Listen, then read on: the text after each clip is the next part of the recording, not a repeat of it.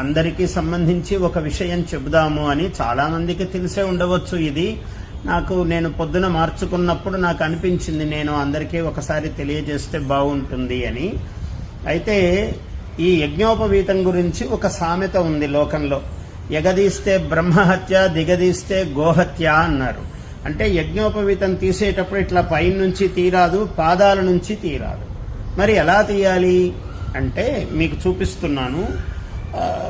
ఉపవీతం చిన్నతంతుం జీర్ణం కశ్మల దూషితం విసృజామి పునర్బ్రహ్మన్ వర్చో దీర్ఘాయురస్తుమే అని మంత్రం చెప్పిన తర్వాత ఇగో ఇలా పట్టుకోవాలి. ఈ 3 వేళ్లతో దూరంగా ముందు దండలాగా వేసుకుని తీయవలసిన పాత యజ్ఞోపవీతం ఇలా వేసుకుని ఒకసారి ఇలా 1, మళ్ళీ 2, ఇలా 3వసారి ఇలా అన్న తర్వాత ఇప్పుడు దీన్ని ఇలా వేసుకుంటే ఇది ఇలా వస్తుంది సులభంగా.